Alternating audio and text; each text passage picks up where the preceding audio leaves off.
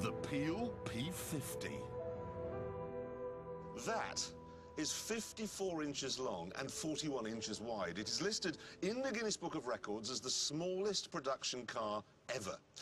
And what I'm sure you're expecting me to do now is introduce Richard Hammond. But what I'm actually going to do is drive it to work.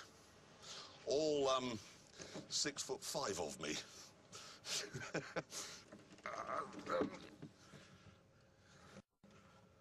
No, that's not going to work. I'll have to... hang on. Leg... yes, leg first, and then... yes!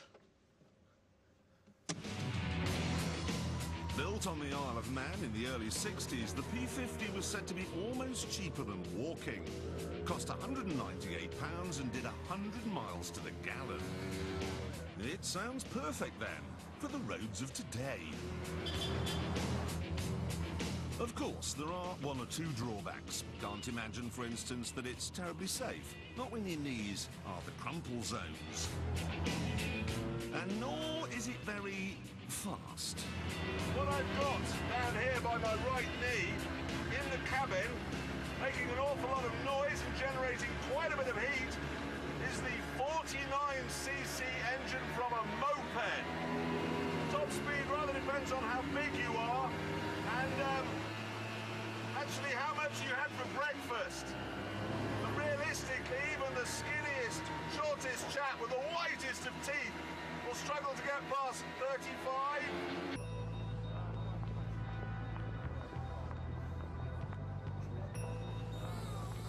Normally, the BBC make you moor up in an underground car park where the bays are only big enough for ethnic peace bicycles and fair trade gee-whizzes.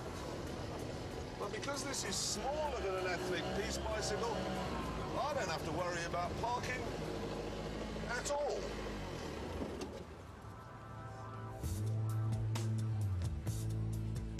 The great thing about a car this small is that it's very light, which means that when you get to work, you just pick it up and carry it inside.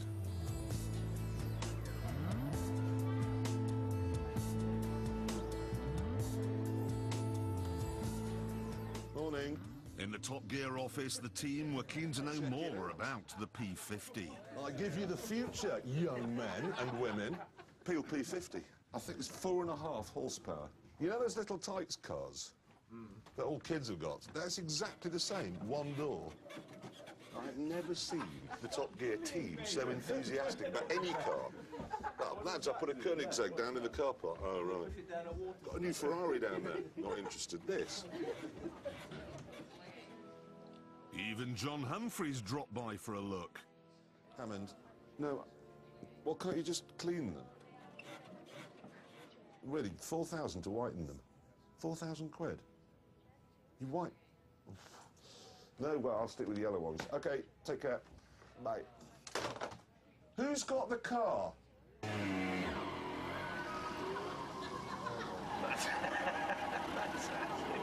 Who's stolen the car? Got the power under this bonnet. It's impressive. Wow, you ready? Whoa! Oh, Clarkson, when you met your match here, mate. Please don't just steal our things. Do you mind? Thanks very much indeed. Jolly nice of you. Soon, I was summoned to an important BBC meeting. Most of the people going would be walking, but I was running late and decided to use the car.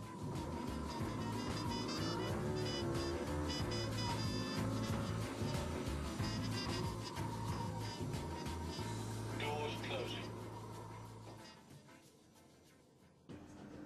4th floor. Fiona Bruce is standing here, the newsreader.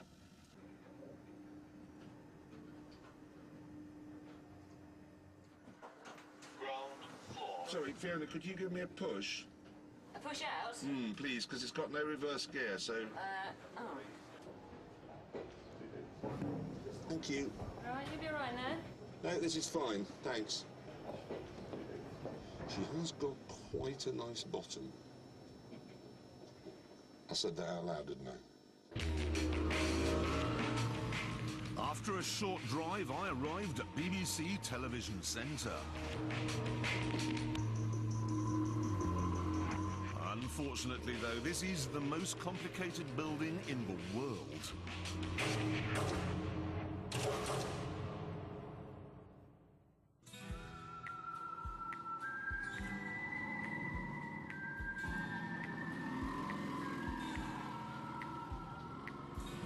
I mean, I've worked at the BBC for 20 years and I still don't know where I'm going. Tomorrow's World was cancelled, not because the programme wasn't interesting anymore or anything, it was simply because Judith Hahn was lost in here. You remember John Noakes, Peter Perch and Blue Peter? They're in here somewhere, lost. Hello, can anyone help? Thanks. Which department's this? I'm really lost now. Companies have held talks with government ministers about how to handle the number of claims that have resulted from last month's floods. The total bill is estimated at about £1.5 billion. Mark Simpson is in. Sorry everyone, sorry. Eventually, though, I made it to the top-level BBC seminar. I believe we've already made significant inroads into the implementation of an open and inclusive policy for the ethnocentrically homogenous objectives of this department. But I'd like to say that climate change is the biggest threat ever to face the peoples of this world, and minimising our carbon footprint through the functional usage is a key responsibility of anyone who uses a photocopier. I hope that in this session we can discuss and address... Sadly, the meeting went on for so long that there was no time left in the day for any programme making. ...policy for the ethnocentrically... So I headed home. I really do think that today I have seen the future, and it comes from 1963. This PLP50 really is absolutely brilliant. If it had a reverse gear, I would describe it as the absolute ultimate, really, of personal mobility. That's Dermot Moynihan. Oi! It is Moynihan! Moynihan! Oh, thanks. Thanks for that. Sorry.